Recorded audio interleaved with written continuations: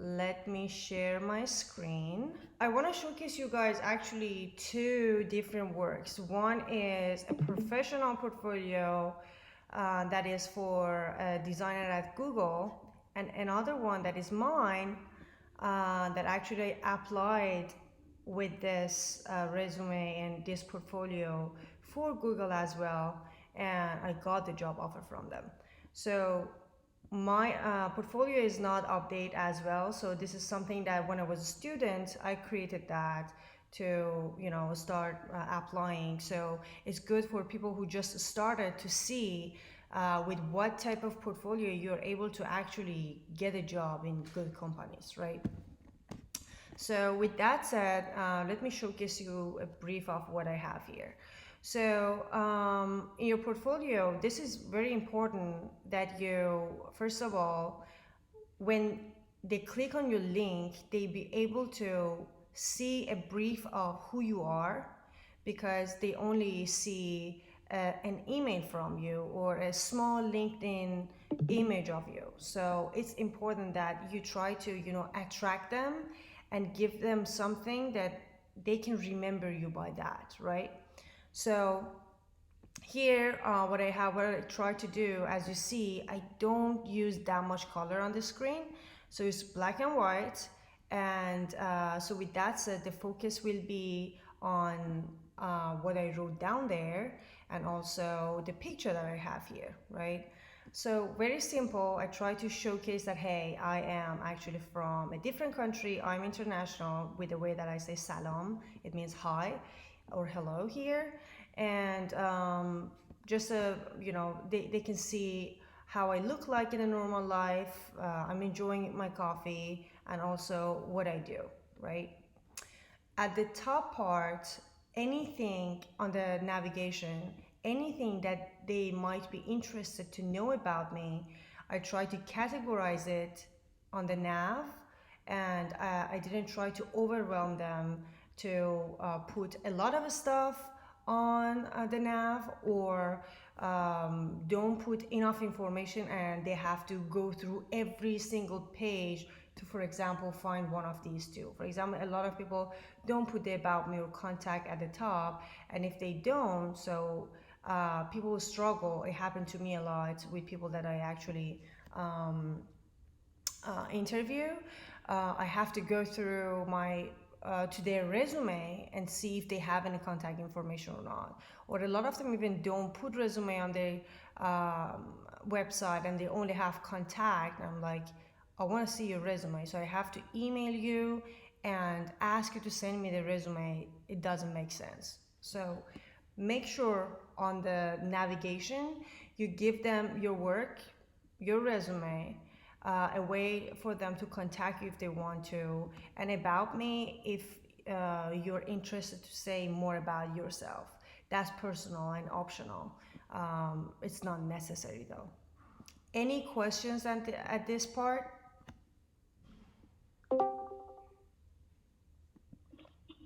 All right. Yes, I have one question. We must work at the stay portfolio at the website or PDF. Which one is better? Because we are, we are junior, and I don't know which one is better for me for applying, for example, for Google or Microsoft. Well, actually, that's a great question. So the website that you're seeing right now, I was junior at that time too, right? So we have two type of portfolios. The number one is something that is one scale, it's not clickable, and it's not something that people can interact with it. So with that said, the PDF or the PowerPoint, it includes that, right? And the other one is a portfolio that is people can interact with it, and it's clickable. Hi Farhad John, would you please remute yourself? Thanks. So yeah, and another one is clickable, like the websites, and people use both, but my suggestion according to my profession is that you need something that is people can interact with it. Why? Because two negative things can happen. The first thing is in a PDF you're not able to put all of the work that you have, and because of that you might miss some chances that people who are interested to the other work that you have, they're not able to see it because on the PDF you're not able to add everything. And if you don't have that many work and you have a few of them, it's not easy for people to follow a PDF or find you, and it's not actually professional, right? Why it's not professional? Because we use PDF or PowerPoint when we want to report out or when we want to present something, right? So overall, when a designer applies for a job, they have their own website and their resume, and they link that to their account when they want to apply or when they ask for it. And when they call you and they want to interview with you, a lot of people create a PowerPoint or something on PDF that is presentable to walk them through that, right? Because according to that company, you want to a little bit play with what information that you have and make it suitable for them and the job title, right? So you're not able to be, you should not be that flexible when it comes to your portfolio on the website. But when you want to send out something to a company through PDF or PowerPoint, you need to adjust it according to that job title and the type of company that they are, right? And also you don't want to miss the opportunity that people who want to find you be able to interact with your website and actually reach out to you, right? Website gives you a lot of options for showing your designer skill. For example, add your, I don't know, the mock-up that you have, sample zoom in, zoom out, you have bigger space, and you can show them that, hey, I am able to design a website for myself too, right? But what do you want to do on PDF? It's not professional on that side too. You can't show your skill pretty well, right? I hope that answered your question. Yes, thank you. Of course. Any other questions, guys, about that site? Okay. Let me share my screen again. All right.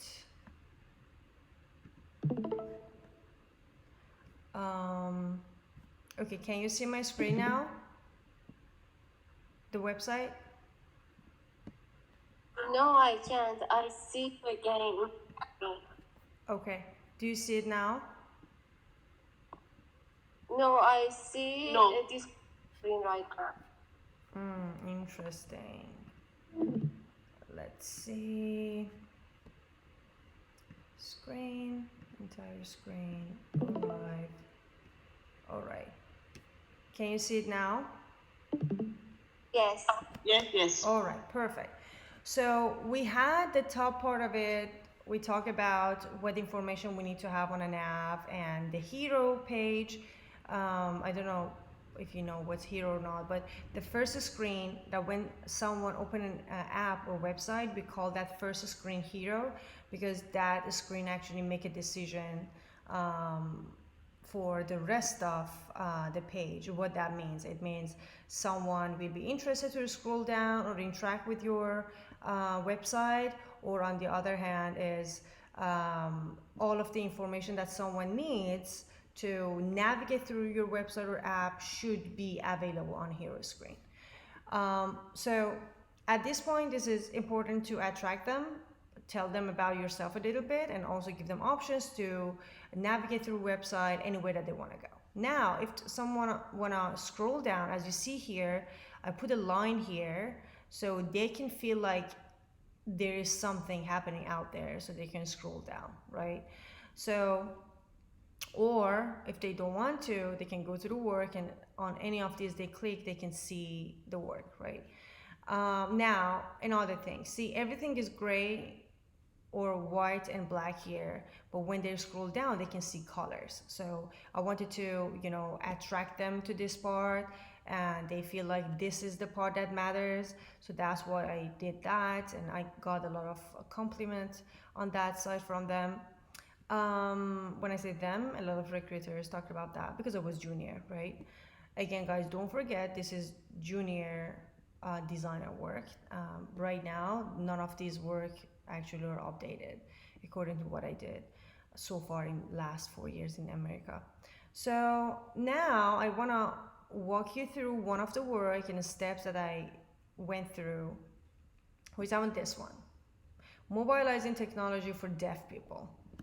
So what happened is when we clicked on it, first of all, we see a headline that it explains what is it. Again, we still have the nav at the top, and on the left, it explained I don't want them to forget who I was, right? So my name is here still. So when we scroll down, what we see? The first thing is a picture of the result of the project, the design. They can see it in real life. They know it's a design for the Apple Watch. And then I give them a project overview, that what was the problem and why I started to work on this project, right? A brief, very short version of it. And then when we scroll down, I tell them what are the challenges that the person or the persona has, what was the process that it took me to get there, the timeline, the tools, and the research tools that I used, and also what was the solution. So they can see the brief and understand what they need to expect when they want to scroll down, right? So now we go down. Discovering research. So I explained to them that what method I used, and what was the result of it, and what was the people that I talked to, the number of them, the quantity part of it, and qualitative part of it, right? So it's a user survey. I try to play around, show them the numbers in this, and for example, this question. You don't need to add all of the questions, right? In a user survey, you might have like 20 questions, but to show them that, hey, this survey supported the problem that I found, and it will support the solution that I'm gonna showcase to you later when you go forward. So one of those questions that is super important in the survey, I try to visualize it, right? As you see here, the question is, do you feel safe or unsafe when you navigate your environment? And I asked that from deaf people, right? Deaf and hard of hearing people.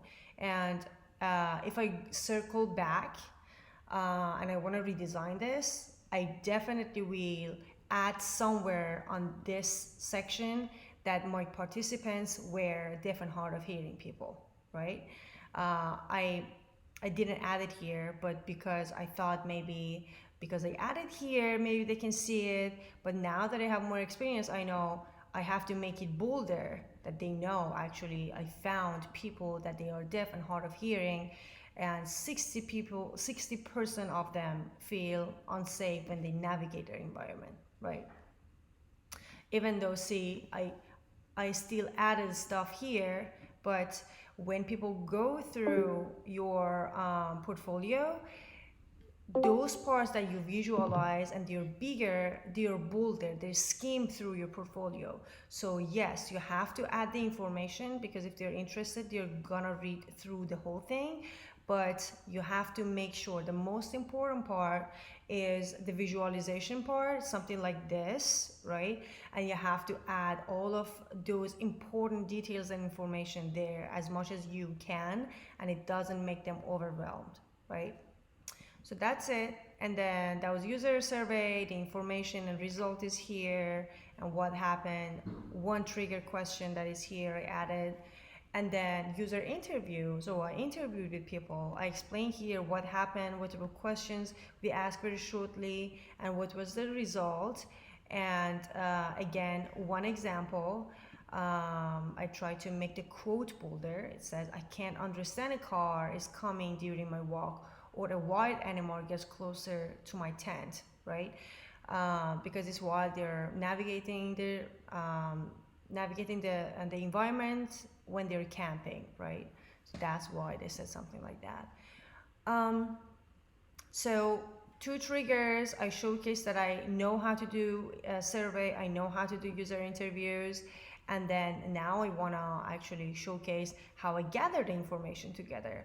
So I put a picture of myself at a school, I gather all of the information, to go through it with the team, see what is the problem and pain points that they go through. So I explain everything here that and showcase it in real life, that this is how I gathered information and this is why we have these personas we want to go forward. See, I mentioned that I try to explain to them, connect different sections to each other, that according to the diagram and grouping keys and this information, we're gonna get to these personas, and my personas are including these people, right?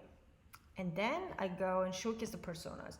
Remember, we are still on the discovery step, right? So each section, it has its own section, bigger and smaller.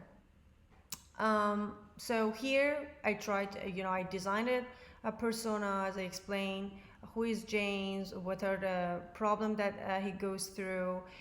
If I circle back, the persona that I'm gonna design will have, I will put this bigger here, or try to find different format, because I find this very small and it's so hard to read this information over here, right? So if I circle back, I'm gonna choose another format in design, in persona design, to have something that is more readable, but still they're able to see I know how to create personas, how I get here to create a persona, and then I showcase them after doing all of those, understanding who are the users. I did a competitive analysis and what they have. As you see here, I try to explain what I found. I thought something that is closer to what I have in my mind, and it can help people for navigating. The Google Map is the best. Again, if I circle back, I'm gonna add at least 3 or 4 more icons and cases here that I showcase, that I actually went through more than one companies or apps or ideas out there to do the competitive analysis, right? So that was the research part, the discovery part, and then we get to the ideation part. Before I move to the next section, do you guys have any question on the discovery and research?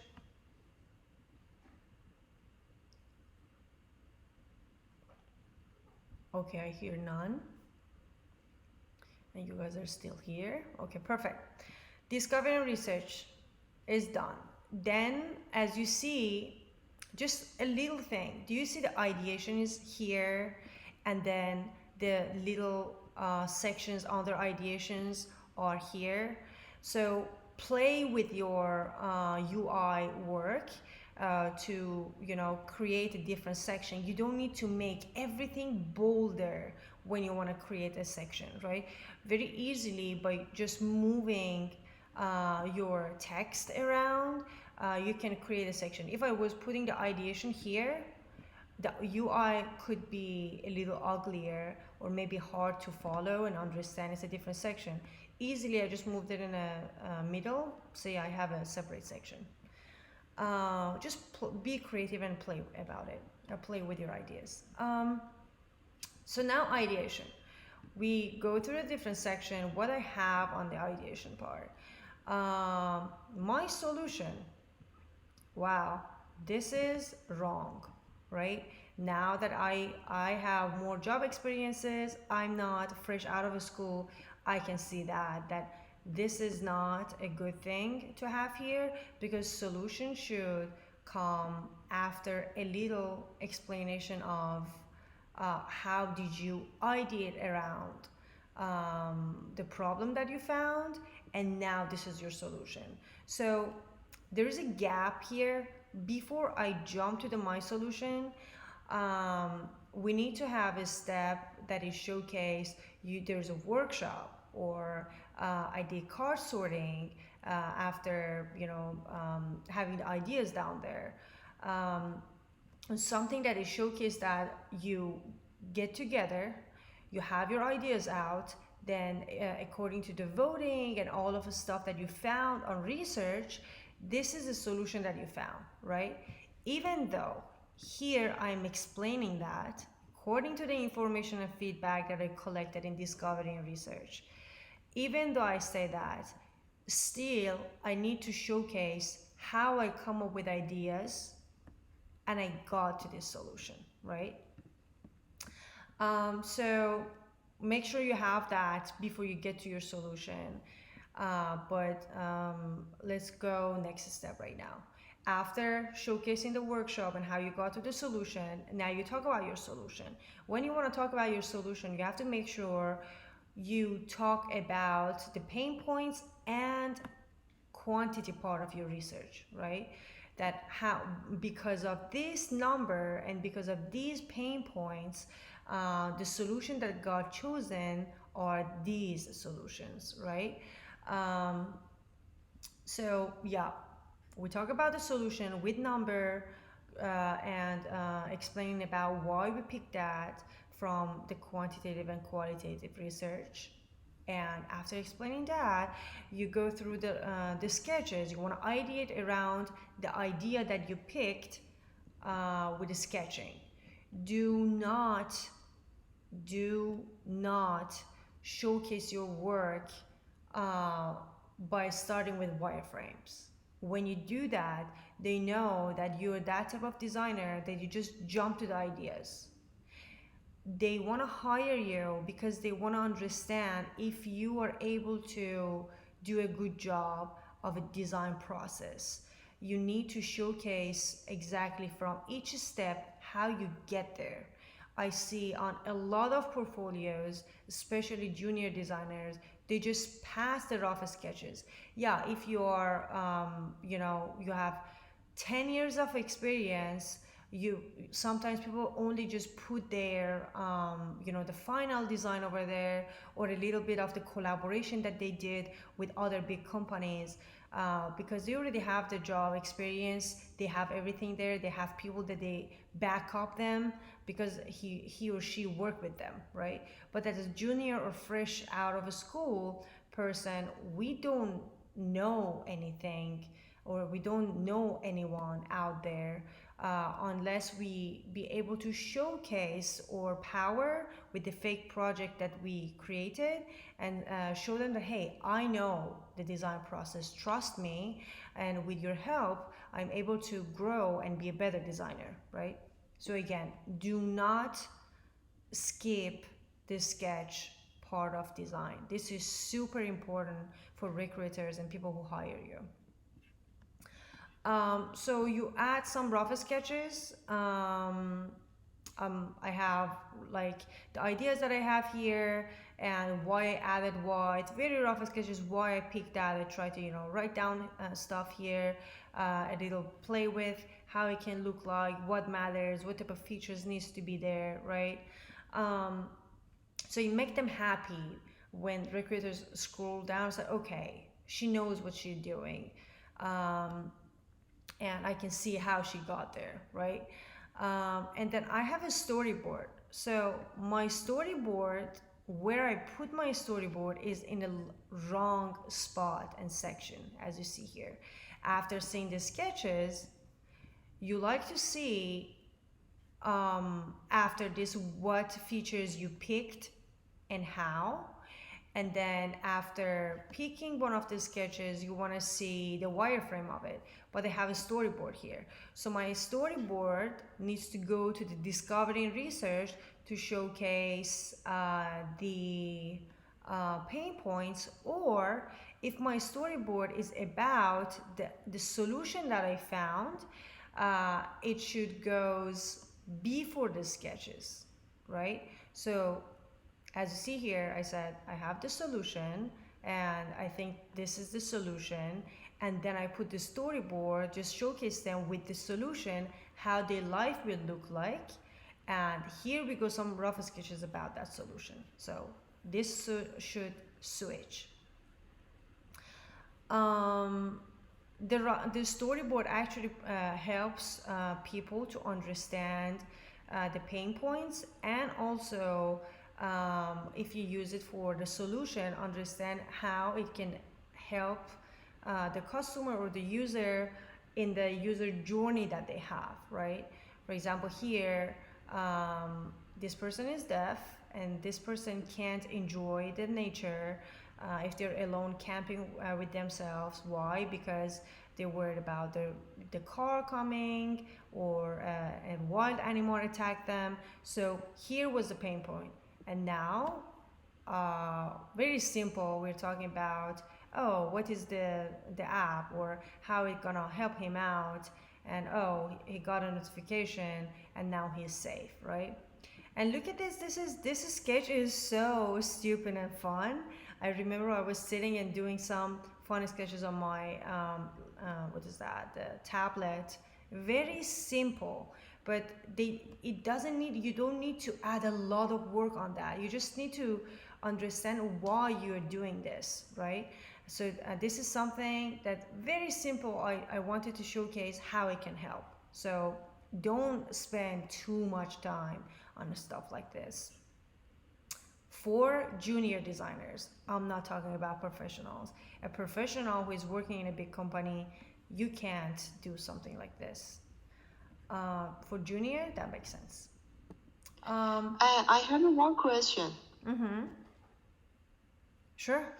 About this picture, you know, is it important for showing pain point with writing, or showing like this paint?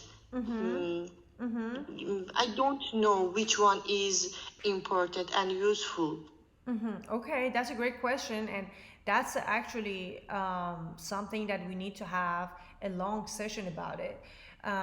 User journey, a journey map is an important section of a design process, especially when the problem is complicated, right? So as complicated as the issue is, you need to pick different type of journey mapping. So in the future, I can showcase you all, but for example, one of the projects that I worked on at Intergy, the company that I work with, it's about electrical vehicles, on how we can prepare a city to actually have EVs, and people can purchase EVs, Tesla cars. So for that, the city should be ready. And I work for an energy company, right? The case was super complicated because we had people that they were not even aware of some options out there called electrical car, or some people, they didn't know the benefits, or the city was not ready and the government didn't want to help, or they didn't know how they can help. So the personas and pain points, they were all over the place. We didn't have just one case, we had a variety of cases, and we had to showcase the pain point. If I showcase you the journey map that I had to design for that project, it will blow your mind, because it's super complicated, and I had to do a deep research to understand what type of format of journey mapping makes sense for this project, right? That's one thing. Like, as complicated as it gets, the journey map can get crazier, more details, a lot of colors, and a lot of information in a one screen, right? And when it's simple, something like what I showcase you all right now in my portfolio when I was fresh out of school. So a storyboard like that with, you know, some picturing, and showcase what is the journey and how it can solve the problem, or where is the problem, that's enough. You don't need to add a lot of information there. You just can showcase the pain points easily with that storyboard. Long story short, you should not let the name of journey map distract you of the purpose of journey map. Always ask question from yourself when you want to use any method. Ask yourself, okay, why am I going to have a persona right now? Why am I going to have a journey map right now? What is the result and what is the benefit that I want to get from it, and how it can help me to do the next step? If you don't have any answer for it, it means it's not necessary to do it. Don't think because other designers are doing it for some reason on different projects, you have to do it. So anything that you want to do, before you want to do it, ask this question: why I should do this? What is the benefit of this tool for me? And what I'm going to get from it if I do it for my project, right? So with all of those answers that you create for yourself, you're able to understand how complicated that step should be for you. I hope that helps. Thank you. It's perfect. Of course. Any other questions, guys? Okay. Let's continue then. Can you see my screen again? Yes. Yes, yes. Okay, perfect. So now we had the ideation. I showcased what it is. I told you what part was flip-flop, which part was missing. But after that ideation part, we have prototyping and testing, right? Let me have a drink of water. We talked so much. Okay. Prototyping and testing. So here, as you see from this, I jump to this. This is an alarm. This is not okay. As a professional, you need to, after you have your sketches that you saw at the top part, you need to showcase the low fidelity of sketches of your wireframes as well. And after that, you need to have the prototypes, right? So what we're missing here right now is a low fee wireframe and the high fee or prototype that is here, right? But that's okay. They know when you're a junior designer, you might miss some steps, you might jump around, you might just don't think it's necessary to add it here. So because of that, they help you out. When you join to the company, they know you're not complete. So don't be nervous. See, I got a job. I got job offers from plenty of companies with this portfolio, even though now that I'm, I have a job experiences, I'm a senior designer, I can notice those gaps, but still, it's a good portfolio. And it doesn't mean I'm not able to get a job with that. But anyway, so with the prototyping, I explained that I created several rounds of sketches and paper prototypes and usability testing and iterating after each round. So I try to, cover up what I didn't put here in my text, and I actually explain where I did do my prototyping. So I use Sketch and Figma. I kind of wanted to say, hey, see, I can design in both, right? Just junior tricks. And then I explain here, I showed the last 3 ideal sketches to some of my participants, and this is the one that they chose, right? This is good. Actually, I love the way that I explained that here, but if I circle back, I'm gonna make it bolder. Or I try to make it more clear here that I did showcase it to other people, and this is what they picked, right? So we have this, we have the UI. I try to very simple showcase, I know design, I know UI, I can play with it, I know gradients, I know how to, have a interesting way to showcase the Apple Watch here, not put a real Apple Watch over there and overwhelm you. And I know the colors, I understand that, right? So I showed the UI, the idea, and to make it clear for them that what are these two actually and how it works, because this is an experience. This is not only the UI, right? I try to showcase the process. I said, okay, on the Apple Watch, they get track noise and then a vibration happened because remember they were deaf, right? Deaf and hard of hearing people. They get a vibration when they tap on it, double tap, they can see a car is coming and where they are and how they where they are at, and they need to change their tracks, or and if they double tap on it, it will stop vibrating and then they keep themselves safe, right? Very simple. I just showcase them how this works. The vibration matters here. The double tap, I understand how from this step they will get to this step matters here.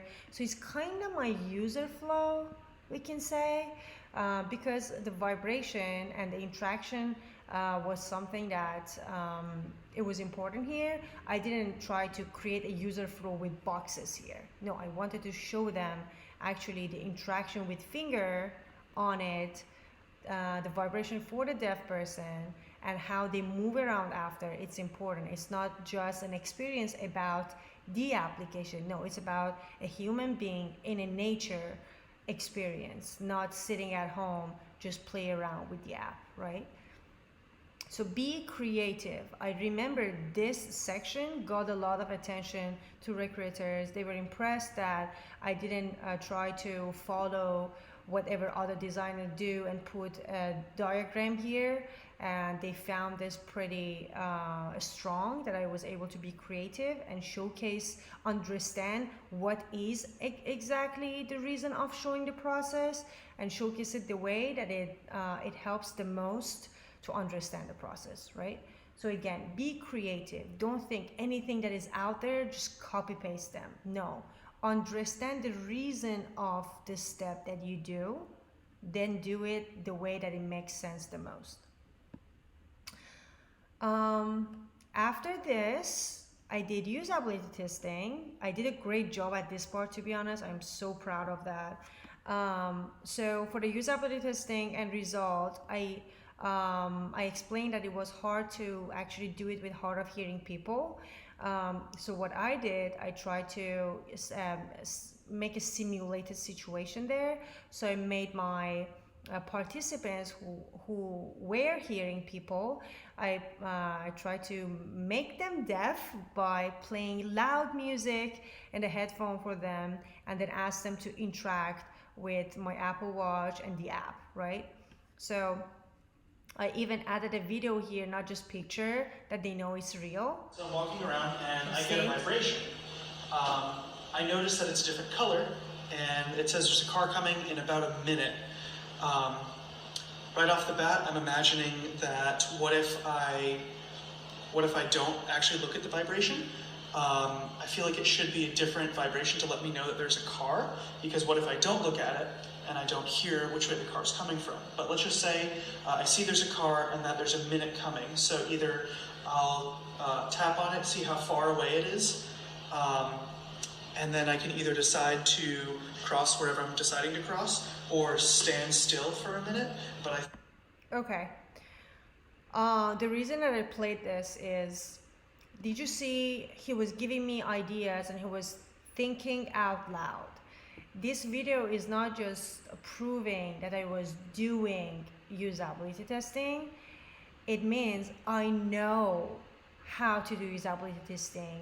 I ask them, I explain to them pretty well what is the case scenario. I ask them to think out loud and tell me how they feel, how they think, and what they need and what they wish to see at that moment, right? So the way that he talks about that situation, it's not like just random people, you ask them this, they give you all of this information. No, it means a designer who is doing the user testing knows how to do it, so prepare you as a participant to do all of, to give you all of this information, right?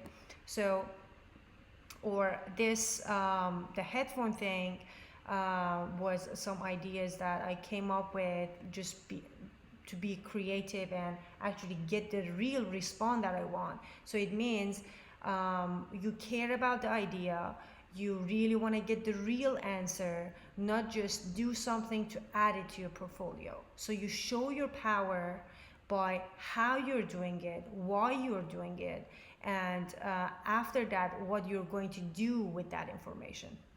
I hope that makes sense. Is there any questions on this section?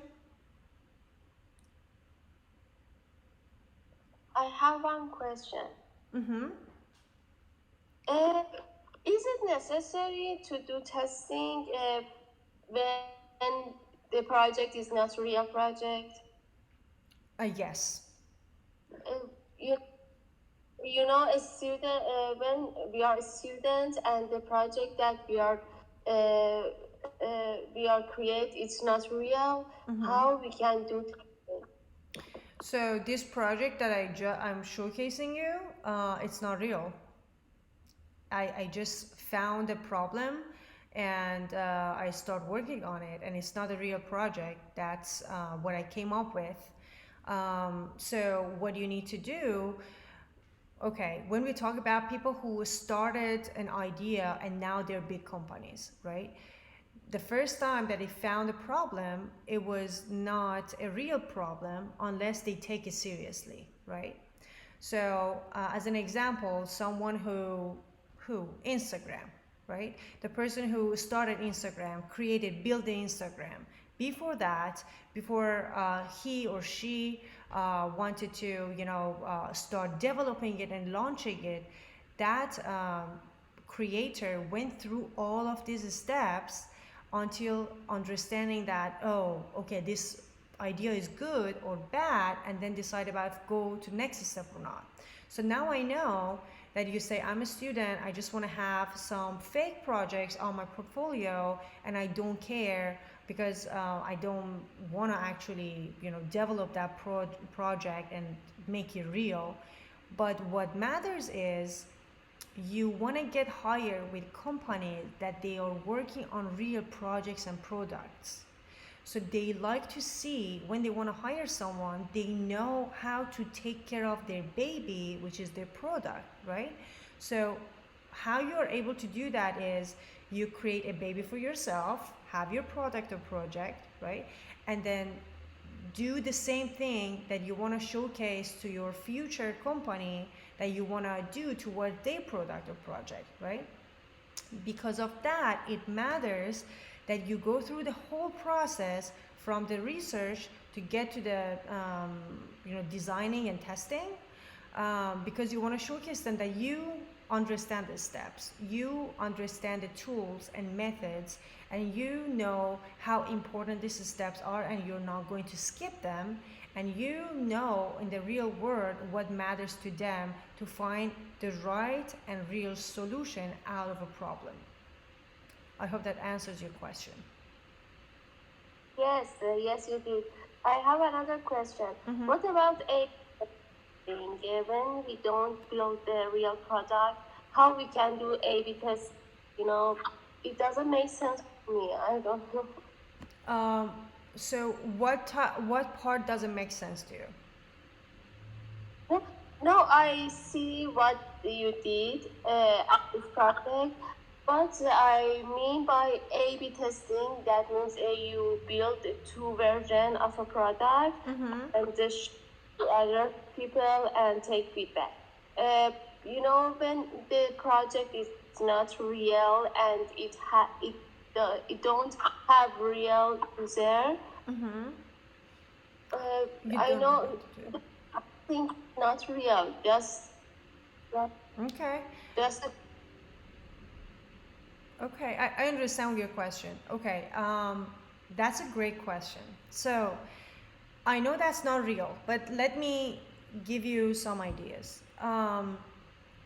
When you are in a big company, right? All of the projects that you have, they are not real until you make them real, right? So I worked personally on a variety of projects that actually after we did the user testing, we realized, this project is not a good project. We have to stop it. It doesn't make sense. User don't want it, right? So we never say it didn't make sense that we pursue it and go forward, right? Because you do all of this process to get to a point to understand if people want it or not, or what to do to the product that people actually wanna use it or buy it, right? Now, circle back to your question about, okay, I'm doing a fake project, it doesn't make sense, so what to ask from people? So how to do A/B testing, but what is the result out of it when even people don't want to use it? So the thing is, the storytelling.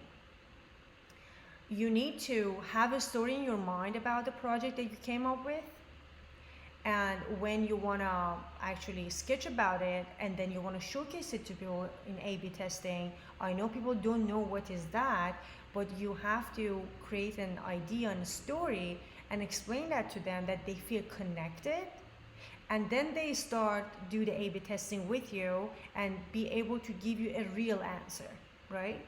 So for example, for me, the project that I just showcased you all, so that project, even those people are not deaf or hard of hearing people, they don't understand. I didn't understand how deaf and hard of hearing people feel, right? And I was not able to talk to those people that much, so I was just reading papers.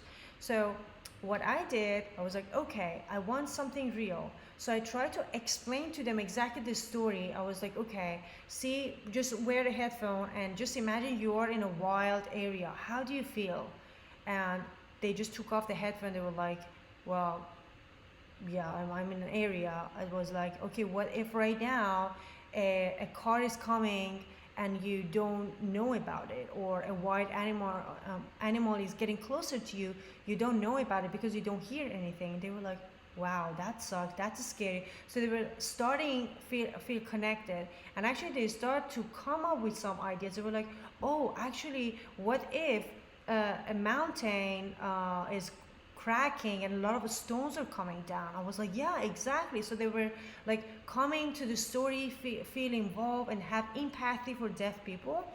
And now that they were ready, I was like, okay, now wear back your headphone and just imagine you're there and this is going to happen to it. Just wear the Apple Watch, just see what will happen. Just go for a walk. You're a deaf person, you have all of those fears that we talk about, and just see what will happen to the Apple Watch. I want to see how you react to it, right?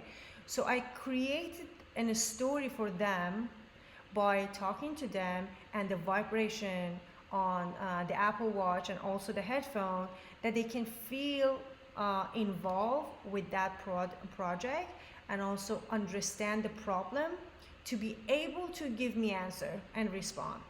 And now, if you want to do something about your project that is fake, you need to sit, talk with those people that you want to be your participants. You need to say, hey, I'm working on an app, and the reason that I'm working on it is, for example, you're going to grocery, you want to pick up stuff, and you pick up something, come home, and then you're like, oh, okay, I opened the watermelon, it's white. I don't want this, and I wasted my money. What can I do? I should just take it back to the grocery, or should I call someone? I don't know. My app that I designed is going to solve this problem, but I want to see in that process and with this problem how this app is going to help you and which one you prefer, right? And then the participant will start asking you questions. They're like, okay, yeah, actually that happened to me one time with buying a battery. The battery was not working on my remote, and they didn't accept it because I opened it, right? So stuff like that. They start talking with you, just listen to them, interact with them, and say, yeah, that's okay, that's right, yeah, exactly, like that. And then when you guys are on the same page, tell them, okay, now that you know the problem that I want to solve, tell me, how do you think about this? Think out loud, and then put the app in front of them, let them interact with it and think out loud, talk to you about what they think about it, how they feel about it, and you just type down whatever that they say and go to the next participants and talk with 4 to 5 people, then you have your answer. I hope that answered your question. Yes, that was really good. Thank you so much. Of course. Any other questions, guys? All right. Let's go back here. We are at the end of it. So usability testing and result, it happened. I showcased what happened, what I got, and then I got to the conclusion.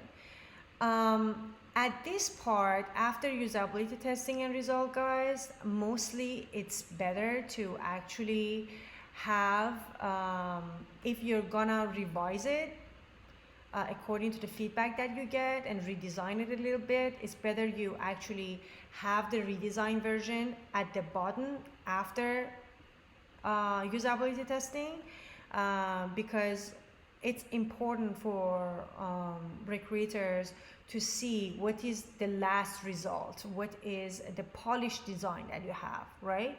And then after that, it's good for you to have the conclusion, and in the conclusion you talk about again the opportunity that you found, the solution that you found, and for the next step, if you want to continue, which parts you're gonna to work on that. For example, see here I say it might be more helpful to have a different type of vibration for different conditions to be noticed for users before checking the what. So I showcase what I learned.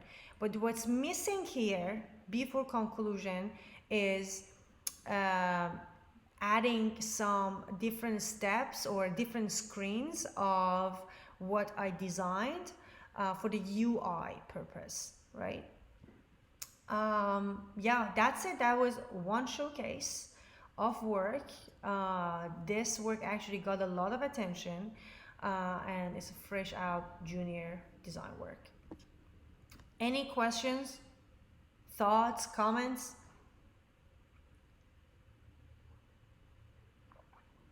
Okay, I hear none. So I have one question. Ayeb, did you say something? Yeah, I said. Oh, Fatima. Okay, go ahead. You said about resume, and we found 5 resume of famous people in UX design or in this industry. Okay, but all of that are professional, not like us, junior designer. So when I see some resumes like this, my self-confidence is very low, because I think I'm not professional, and I don't know how I can describe my personality and my talent. It's very hard for me, and please help us, because I think it's really important point for all of us. Yeah, definitely. So I understand, and that personalized part is always hard. And I have some sessions that I have my coaching sessions with people. I know you're one part of it too. But for personalizing some work, I have one-on-one with people as well. I'm happy to help you with that, but that part is paid. I'm gonna talk about that with you later. If anyone is interested, feel free to DM me too. So if you guys want to work on your portfolios or resume very well detailed, and you want to bring your personalities there, and you need help or coaching, I help one-on-one people too, but I charge people for that, but we can talk about it. I know a lot of people go through some hard times too, so that's okay. But yes, that part is hard. It's not easy. Starting anything from scratch is not easy. Even, for example, when I started my page for Instagram, even though I have a lot of job experiences, it was hard to get the followers in the beginning, have people be there to trust you. But the thing is, when you look at different resumes more and more, you can understand what are the phrases that people use and it's useful, and there's something that people are familiar with it in design world. So it will help you to actually work on explaining your work with those words and come up with your words and personalize your resume, right? Our eyes and our brain needs to see good work as designers and as human beings, guys, in any area that we work, right? So just reading and knowing more about those people who are professionals, seeing their work and resumes, it should not impact you in a negative way. You're gonna get there. You have to actually have hopes that you're like, oh wow, I'm looking at this person's resume. It means I target that person. It means that's my next steps and chapter of life. It means I'm gonna go there and get it, right? That's the spiritual feelings that you should have. Do you know how many designers are out there that they didn't find that resume? They don't care to go and find that resume and read about people that they're better than them? Tons. You are not a part of it. So it should give you the confidence that you are on the right path. You're going forward step by step and you're gonna make it because you are looking at people that you call them better than you right now and you want to get there. And I know one day if you go forward like this step by step, you're even gonna be better than them, and one day they will go back and check your resume. So don't feel like you're not confident. No, you're on the right path. And if you feel overwhelmed or you feel competitive, that's why you're a human being. You want to grow, you want to get there, you just want to be the best in what you do, right? That's how it works for humanity. So don't call it negative thing. I feel like it's the passion that you have, right? Just look at it as a passion, at the excitement, and the way that you just want to grow and see yourself to get there, right? Just keep going. Check your resume, write down stuff, fail, you will stand up again, and back and forth you will revise your work, and your work will get there one day, right? And it's not far away. You will get there soon. People change their life in like 2 years work when they have a right path and plan. In 2 years you can get there, right? I hope that helps. Thank you so much. Thank you. Of course. I don't want to say my kids over here get scared or they feel like they can't do it. You guys are here. You're spending your time to learn. You are here. I have 800-ish followers. How many people are in the room? So you're unique. You know your path. You want to grow. You're spending time. You put effort, and that's make you grow. That's what make you grow, right? Don't get scared. You're on the right path. You're getting there. Don't tell me you're scared or you don't feel like you're not good enough. You guys are doing it. That's what matters. Wow, I talked a lot. Okay, any other questions, guys? Comments? Your talks was so inspiring. Thank you so much. Oh, of course. Thank you. Glad to hear that. Sorry, John. Thank you. So this is 9/4 already. So mostly my live sessions are 1 hour. At the beginning, I asked if anyone want to showcase the work, but nobody was there. So we went through my portfolio when I was junior out of school. I'm gonna share this live, guys, on YouTube. So I appreciate that if you subscribe, share it with your friends, and I don't know, just support. And if you feel like anyone is out there that these sessions actually help them, invite them or send it to them to enjoy the conversation that we had and learn something from us. With that said, I hope you have a great Friday and enjoy your weekend, and stay safe. Bye.